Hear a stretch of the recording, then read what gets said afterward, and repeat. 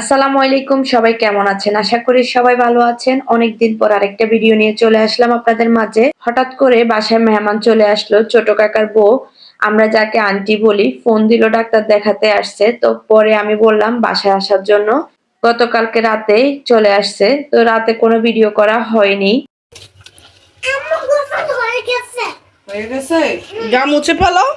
Plan ছিল না, প্রস্তুতি ছিল না, যেহেতু হঠাৎ করে আসছে তাই রাতে রান্না বান্না করতে করতে অনেক রাত হয়ে গেছে, আর ভিডিও অন করি নেই। তো ভাবলাম সকালবেলা একটু ভিডিওটা অন করি।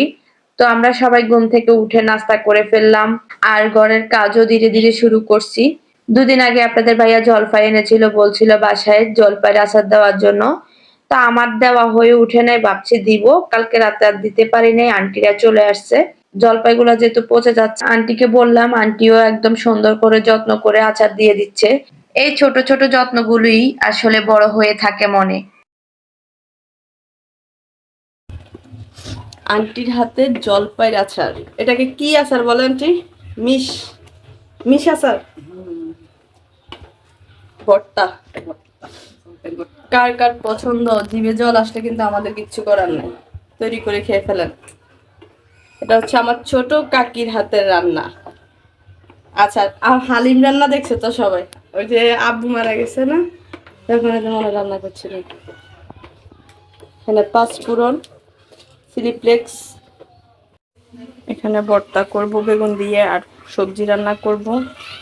আচার দেওয়া হয়ে গেছে, আর আমি ওই পাকে রান্না বান্না গুছিয়ে সব বসিয়ে দিয়েছি, রান্না হচ্ছে। আর আমি এখন আচারটা ঠান্ডা হয়ে গেছে, একটা বয়মে রেখে দিচ্ছি।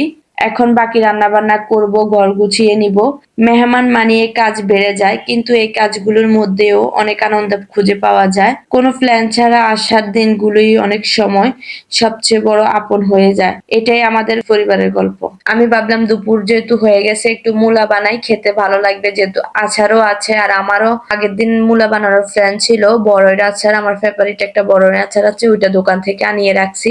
তো ভাবলাম দুইটাই যেহেতু আছে, জলপাইয়ের আচারও আছে, বড়ের আচার আছে, এবং আন্টিও আছে, মাখিয়ে নি। আন্টির সাথে আন্টির আম্মু আসছে, কিন্তু আপু খাবে না। মানে কোনো প্রস্তুতি ছাড়াই একদম একটা ঝটপট ভিডিও তৈরি করে ফেলছি।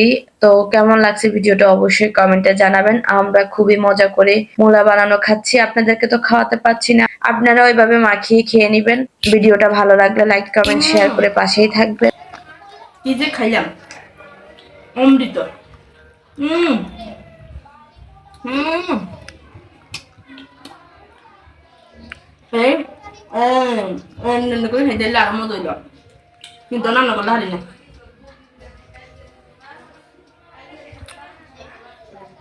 মনে আবার খাই, ভিডিও দেখলে আবার খাইতে মনে করবো।